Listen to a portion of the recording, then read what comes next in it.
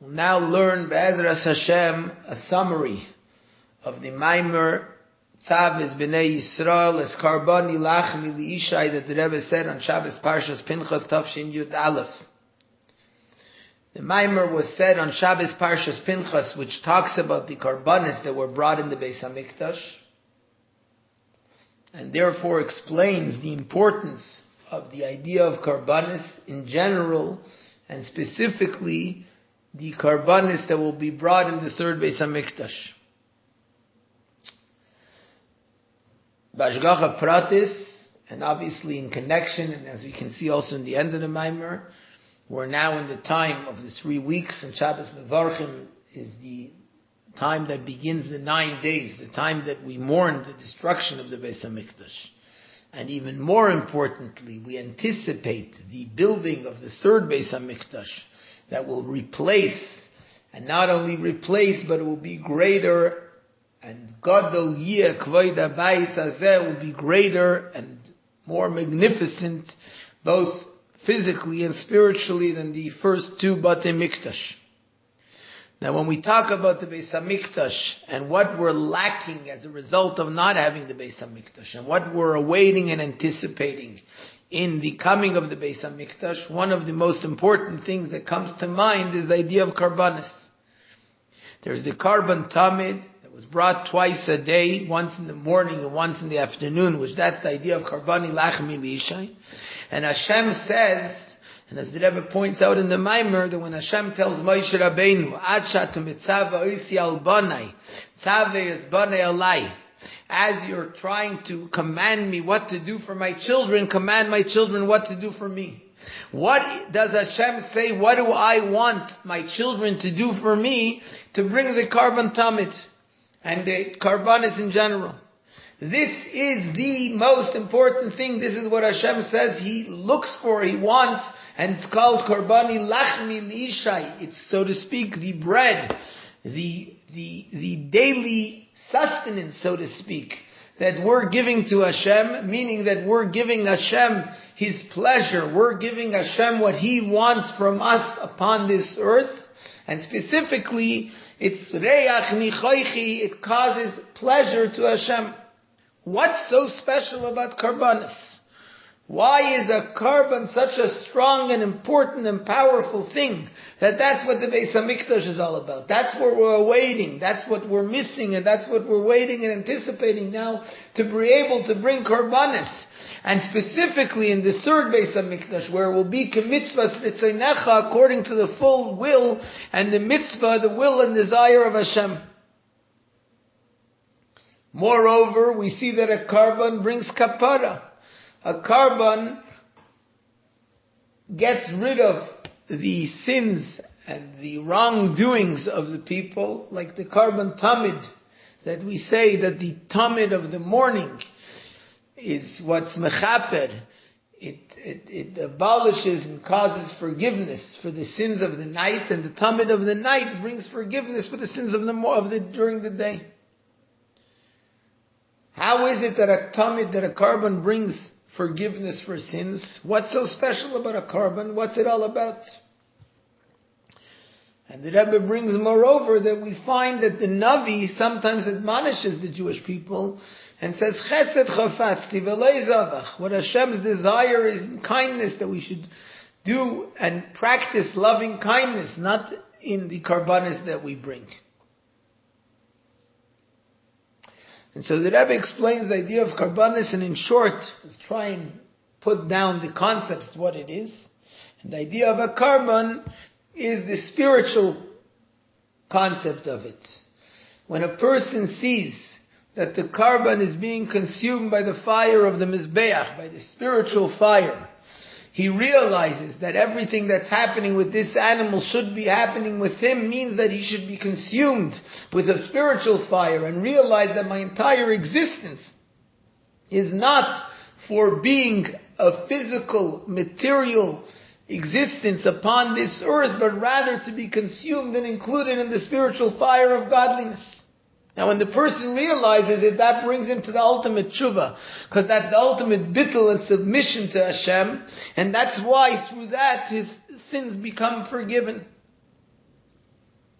And this concept we find also by davening, that tefillah is bimkaim karbanis tiknum. The prayers that we say are in the place of the tmidim, the constant, and every carbon that was brought in the Beis HaMikdash. Because at the time of davening, a person contemplates the greatness of Hashem. Like we explained that in a carbon, specifically in the main one of the carbonis, which is the carbon oila, the burnt offering, the entire animal is consumed by the fire of the Mizbeach and includes specifically three aspects: the bones, the flesh, and the veins and sinews of the carbon.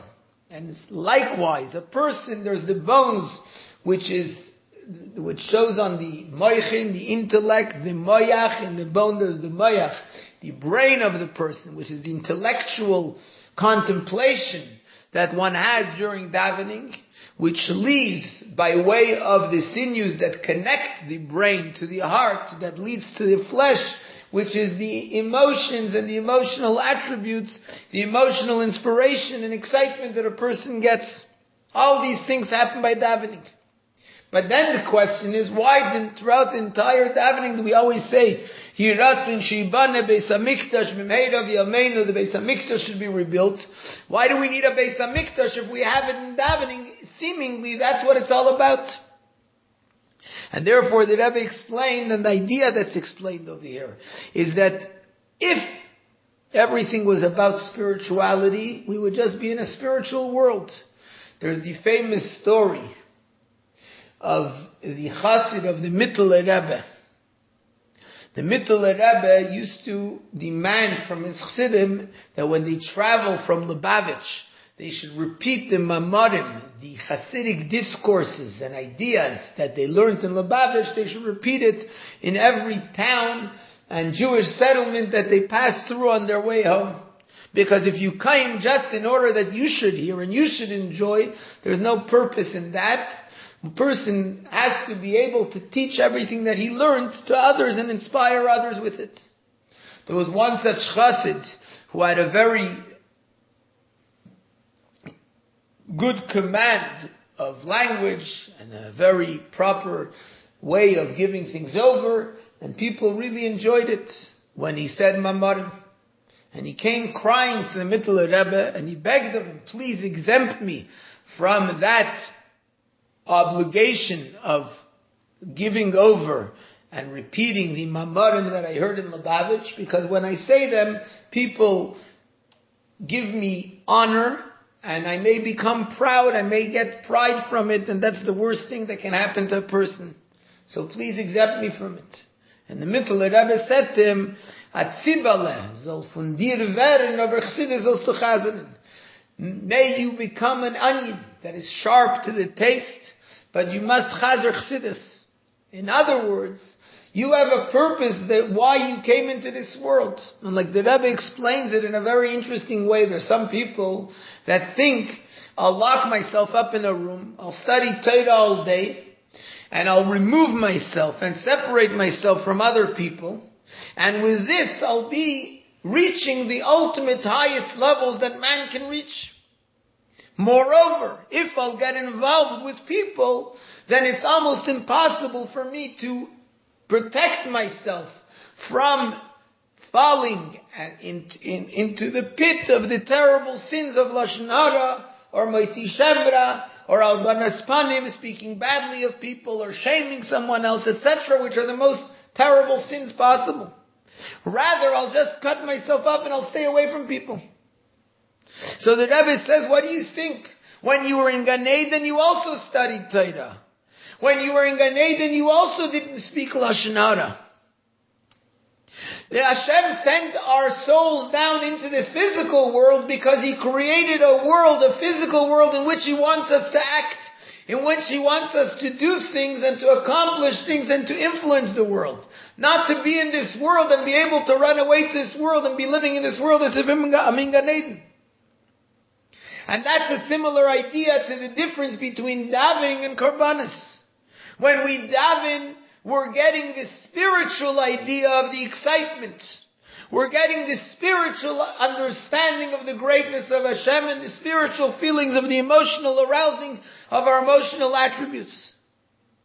But it's only through bringing a physical animal on the Mizbeach that a person can see it happening in the physical world, and at that time it has the proper and the true effect for which Hashem created a world.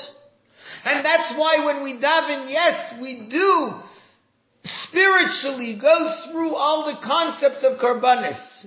We do bring in ourselves whatever is done in a carbon in the spiritual sense. But that itself awakens in us a yearning that we want to have the Beis HaMikdash, so we should have it physically so we can fulfill it the way Hashem wants. Based on that understanding of the meaning of Karbanis, the Rebbe now explains the reason why we're yearning specifically for the Karbanis in the third Beis HaMikdash. Because if that's the case, that it's physical, then we should be looking for the Karbanis in the second and first Beis HaMikdash, which were lowered in a lower level. And as we say, the higher something is, the lower down it goes. That shows that the spark is higher. However, the Rebbe explains the idea of Dira B'Tachteinim, of making a dwelling place for Hashem down here in this world, is something that's accomplished specifically through the actions of a person down here in this world. That specifically here, when we act in this world, meaning we're in a place that seemingly is concealing the truth of godliness. We're in a world which its whole existence by definition is denying or at least not recognizing the true existence of Hashem. And yet in this world, we bring and we reveal, we remove the concealment and we reveal the truth of godliness in this world. That's the purpose that Hashem created the world. There should be a dwelling place for Hashem in this physical world. That Hashem should be able to be revealed and not only exist in this world because Hashem exists in this world anyway, but that Hashem can actually be revealed in this world and be accepted by the world, and therefore it has to be done by the avodah of a person in this world, in the lowest place in this world. Now, in the Karbanis that were brought in Gan Eden by Adam HaRishon, it was a very high form of Karbanis. Because at that time it was before the sin of Eitz Hadas. Good and bad were still not mixed together. There was a separation of good and bad, and therefore there was no need to refine and to choose out and to bring out the sparks of godliness from the bad of this world, because good and bad weren't mixed together.